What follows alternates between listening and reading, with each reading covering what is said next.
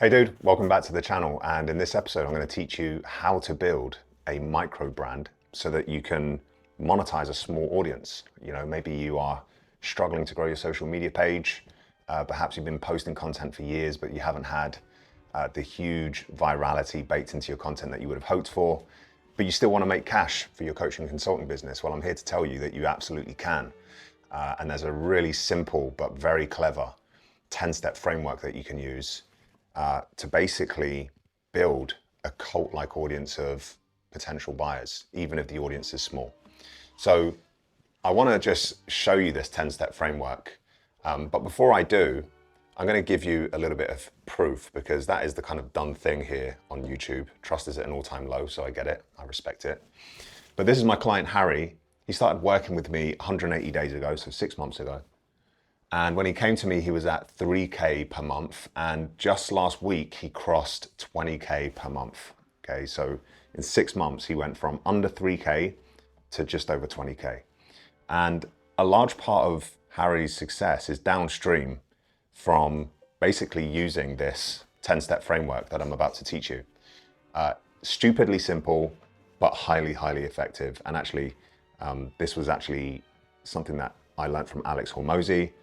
I've been using it for the last 2 years or so. I love it so much that I now teach my clients to use it as well. So let's get stuck into this. So as we go through this lesson, what I recommend that you do, so that you're not just here passively watching me draw on the board, is grab a notebook and pen and just write the titles to each of these sections. Listen to what I'm saying about each of the sections so that you understand what you're supposed to be doing here. And then after this video, you can actually list out all of your inputs, outputs, beliefs, so on and so forth. All of that will become clear. So let's get stuck into the first part of this framework, inputs. Now, as I said at the top of the screen, this is particularly important for those of you who are perhaps newer in your coaching or consulting careers. The reason that this is important for you guys is social proof is one of the most important aspects and key components of building trust with an audience, right? Being able to show people that you can do what you say you do. Now, we can typically share social proof either with our own results or with our client results. I tend to find that client results are more powerful and more potent in marketing, just because it's all very well and good being able to do something for yourself, but can you help other people to achieve it? That's what people really care about. Now, in the early stages of your career, you don't have loads of social proof. So what we can do instead is share your inputs. So let me give you an example. If I was a bodybuilding coach, but I wasn't jacked, I wasn't shredded, I hadn't won any bodybuilding shows myself, and I haven't had any clients win bodybuilding shows yet, then what I could share are my inputs. So I've analyzed over 100 of the top bodybuilders' training plans, and this is what I found. So you can see what I'm doing here is, rather than me talking about the things that I've achieved or my clients have achieved, which would be outputs, I'm instead talking about the things that I've done to make me credible, inputs, analyzing 100 of the top bodybuilders' training plans, okay? So that is a classic example of inputs, which brings us nicely on to step 2 in this framework, which is outputs. And you probably guessed it because we just spoke about this. This is the results that you've achieved for yourself and your clients. So here are some examples. This first example I used at the beginning of this YouTube video, okay? I took Harry from under 3K a month to 20K a month in 180 days. That is an output. That is social proof. And when I speak about this sort of thing, I'm building trust with my audience, and I'm building one of these micro brands, which is the whole goal here. Another example of my own social proof would be I grew my coaching business to 50K a month in under 6 months. So again, this is social proof again, but this time in relation to what I've achieved for myself, not necessarily what I've done for my clients. Nice and easy. We want a nice big list of outputs, and we want to weave that into all of your marketing, your emails, your content, your YouTube videos, your Instagram reels, whatever. Okay, part number 3 of the framework is evolutions and origins. And the easiest way to do this is to just kind of draw a timeline of your life, right? So if I break my life down into these key moments, then it would be, you know, humble beginnings, growing up in council houses, never having any money, qualifying as a mechanic, you know, working on the tools for a couple of years, and then joining the army at 19 years old. And then when I was in the army, becoming a physical training instructor, passing a P company and becoming airborne, deploying to Afghanistan with a brigade reconnaissance force. I then left the army to personal train, opened my own studio, started online coaching. That started going well. Then I started mentoring PTs. I built that business to 6 members of staff. I moved to Dubai. I hated the business. I burnt it down, and then I started Remote Pro. That's kind of like a quick snapshot of some of the key moments in my career up until this point. And what I try to do to build a micro brand is share elements of this story over time. I share it in my content. I speak about it in my emails. And the reason that we want to do this is it lets your audience connect with you on a personal level when they feel like they know your journey, they know your story. You'll also find as well that a lot of your potential clients who consume your content will connect with different parts of your story, okay? And they feel like they resonate with you because of different elements of your life. So I might have guys who come to me who were also physical training instructors in the army, you know, and they see that part of themselves in me, which builds trust. You know, I might have somebody who comes to me who resonates with the fact that I built a business with, you know, loads of team members, but really didn't enjoy it. So I'll have people who come to me and say, Ollie, I had that business, I hated it too. I want to do things the way that you're doing things now. So by sharing parts of my story and my evolutions and origins in my content regularly, I build connections with different pockets of my audience, okay? So that's how that works. And I really implore you to do this as well. Part 4 of this framework is beliefs. So I just put a statement on the board there. Nobody wants a vanilla fence sitter. So have an opinion and don't be scared to share it with your audience, right? So here's an example. As it relates to what I do for work, so I'm a business coach, okay? Hopefully you know that by now. Some of my beliefs as it relates to what I do for work is that sending cold DMs is a terrible strategy. Now, lots of business coaches promote DMing strangers on the internet, right? That's part of their strategy that they teach their clients. I stand against that. I think that's a terrible strategy. So I speak about that. That's my belief. Another belief I have is that you don't need a huge team to make $1 million a year in a coaching business. Again, so a lot of business coaches will get their clients to hire VAs, hire setters and closers and all of these members of staff. So they've got this big bloated team that basically saps their profits. I stand against that. Working with clients one-to-one is far superior to group coaching. That's one of my beliefs and I share it regularly. And again, the reason that I'm doing this is that I want to attract people into my business who have the same values and the same beliefs as I do. The worst thing that you can do is try to say what you think your audience want to hear and then deliver something completely different on the inside of your program when they work with you. Okay, it's going to cause all sorts of nightmares and headaches. Be transparent and forthcoming on the front end in your marketing, and then you'll get clients in who absolutely love what you do in your program. Okay, so that is beliefs. Okay, step 5 and step 6 on the same page here because they're kind of one and the same but opposite. The first thing is exceptional. What are you exceptional at?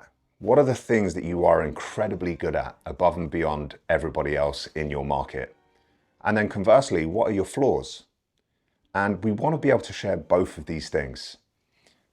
Interestingly, what I found is that coaches are either good at sharing what they're exceptional at, or they're good at being raw and honest and sharing their flaws. They're never usually good at doing both. But the balance and the key to getting this right is having a balance between the two. And Alex Hormozi said this, he said, Superman without kryptonite is not an interesting character. Dude's a goat. I love that. So good. And it's unbelievably true, right? If we constantly portray ourselves as this perfect human being with no flaws, again, your audience is not going to connect with you. They are not going to resonate with you. In fact, they're probably just going to think you're a little bit of a dick. So yes, your audience needs to know what you're exceptional at. so that you can kind of blow your own trumpet and people are attracted towards wanting to work with you. But we equally need to let people know what our flaws are so that people can connect with us on a deeper level, okay? I would say that you want kind of, I'd say 70-30% split. Okay, so more often than not, you should be talking about what you're exceptional at over what your flaws are, okay? If you're constantly beating yourself down and saying all of the things that you're terrible at, that's not gonna be a good look for your marketing either, okay? So 70-30 is probably a good split there. By the way, I just pulled that number out my backside, so don't pay too much attention to that. Okay, step number 7 in this framework is association. Now, quick note, associations can be useful or detrimental depending on who you're associated with. So really crude example here, but I think it will make the message land for you. Everyone who is associated with Jeffrey Epstein right now, that is a bad association to have, okay? So think about this. Content that you collaborate with, content that you share, podcasts that you go on, people that you comment on their posts. All of these things can be seen by your audience and they associate you with that individual. It's kind of like you get thrown into the water and you come out the same level of wetness as the person that you're associated with, right? So if the person gets into hot water and they get into trouble because they have, you know, very outlandish opinions or beliefs or values, then you may get tarnished with the same brush. So the point that I'm trying to make here is that you have to be very careful about who you associate yourself with as it relates to creating a profitable micro brand that doesn't, you know, shoot you in the bum, basically. I don't know what I'm talking about there, but you get the gist. Okay. Step 8 in this framework, enemies. A pro prompt to get clear on this, because you may not feel like you have enemies. But my mentor, Tom, told me, or he asked me, who are you throwing rocks at? I love that so much. Thank you, Tom. That was such a great prompt for me to get clear on this. Why is it important that we have enemies and why do we need to share it in our marketing? Well, the honest answer is that we're trying to create an us versus them dynamic.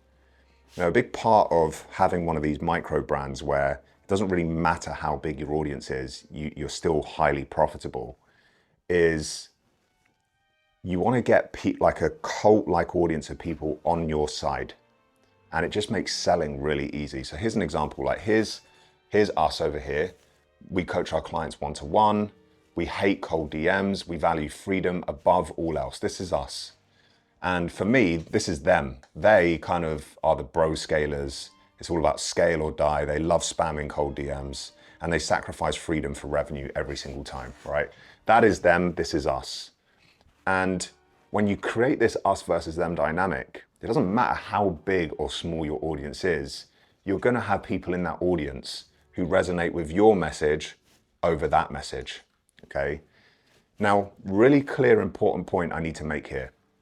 I am not specifically going after individuals when I'm throwing rocks. I'm not like tagging people that I disagree with and starting internet beef. That is not the goal here.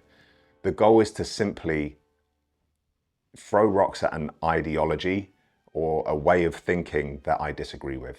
Okay, so there's not one specific individual that I'm speaking about when I'm throwing rocks. And it should be the same for you as well. Don't start internet beef. It's not good. You don't want to be living looking over your shoulder either. It's not cool. Unique jargon. So,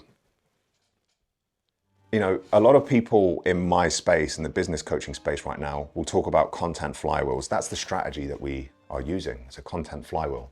But I have my own unique jargon. I call it the client ecosystem. And because I constantly talk about the client ecosystem, I separate myself from the noise of the other business coaches who say things like content flywheel. So these words and these phrases, because they're my unique language, they become synonymous with me and they become connected to me. Also things like your lexicon, right? So I say dude, I say broski. These are words that people associate with me and they become familiar. And when you hear me call you broski or dude, it kind of creates this feeling of like, oh, I feel like I know Ollie. Okay, that's a big part of building a micro brand. Again, like another example is I don't talk about profile visit ads, which a lot of business coaches will be speaking about right now. Instead, I've branded it growth tax ads. That is my unique jargon. And this really helps, again, just separate me from my competitors. So do it for yourself as well. It's a good idea. I'm going to skip past this because this is Harry's social proof. And I'm going to come on to number 10, likable character. So what are your passions? What are your hobbies? What are your interests? I put an asterisk next to relationships because I am very aware of the fact that not everybody wants to share their personal relationships on social media, and I respect that. I very rarely, if ever, share my kids on social media, but from time to time I will share, snippets of spending time with my wife, Kat, and doing bits and bobs there. And I really do think that helps, again, let your audience connect with you and let them in on your personal life, which is valuable. But I put an asterisk because I don't think it's completely necessary. But do share your passions, your hobbies, your interests, your quirks, your sense of humor, because ultimately all of those things combined lead into this statement here, which is people buy coaches before they buy coaching. So let the people see who you are as an individual, and then they will start to buy into your methodology for getting results and your program and your business and so on.